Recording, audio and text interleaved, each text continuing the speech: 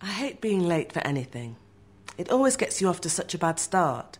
It allows pupils to think that lateness is acceptable and sets a bad example. As a school, we promote the importance and value of punctuality. But if it is unavoidable, then I apologise for being late. I try to acknowledge when pupils have behaved well, perhaps praising them for being patient. Even if I am annoyed, as I was today by arriving late to my lesson, I have to make sure that I don't show it.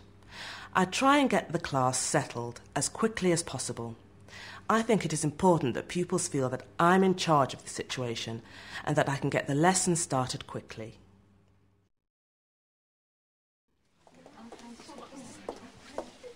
Morning. I'm sorry I'm late. You haven't been bored waiting for me, have you? No, miss, we've been okay. Well, thanks for being so patient, 8PT. Let's see if we can make up for the time we've lost, yeah?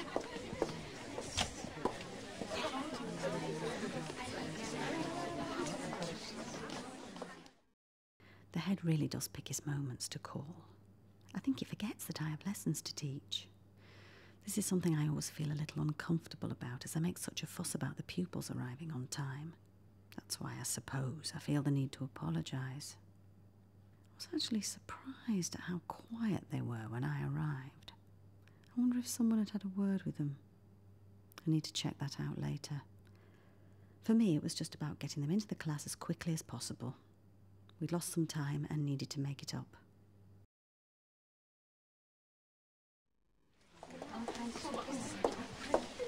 Morning. Kath always appears to be composed. When she stood still at the back of the line, before she addressed the class, all the pupils could see her, and they really focused on her while she was speaking. She greeted pupils with "Good morning," and included them all by making eye contact and smiling.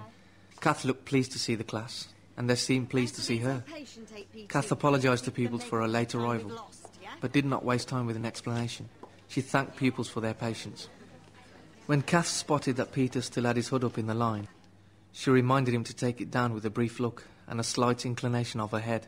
She then gave Peter time to respond by focusing on the rest of the class. When Kath talked to the class, she used inclusive language. Let's make up for the time we've lost.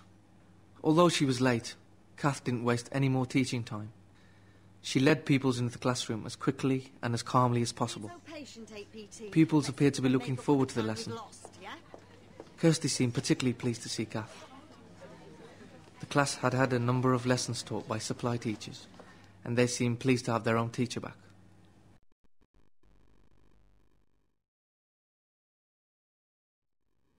Kath rarely lets her classes down, but she does cope very well with unforeseen circumstances. It was my fault that she was late, but she adapted well and got the class in quickly. I encourage staff to apologise to pupils when something is their fault. I'm sorry I'm late. You haven't been bored waiting for me, have you? No, miss, we've been okay.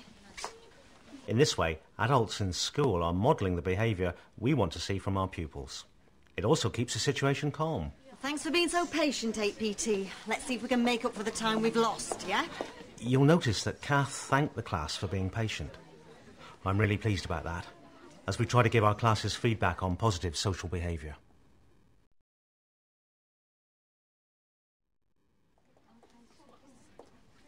Kath acknowledges the positive behaviours she sees in a specific and genuine way that suits her personality.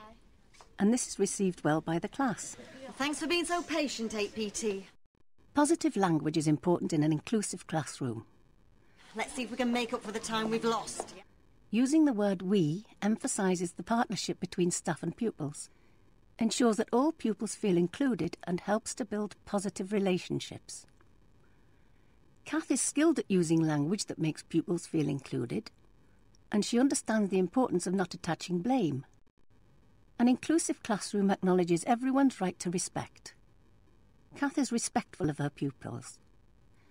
She shows this by apologising when she is late, in the same way that she would expect pupils to apologise to her if they'd made a mistake. Kath understands how important she is in influencing pupil behaviour, and so she takes care to model the behaviour she wants to encourage. She sometimes uses her own behaviour to make teaching points, or to provide her classes with specific feedback. For example, she might say, When I make a mistake, I apologise to you. I expect you to do the same. When Kath arrived, Peter still had his hood up. This is against school rules. Kath dealt with it in a low-key way that minimised the impact on the rest of the class. You might not have even noticed the brief look she gave him. Once she had communicated her wishes to Peter, she indicated that she expected him to comply by turning her back on him and focusing on other pupils in the line. This gave Peter the opportunity to follow her instruction without losing face in front of his friends.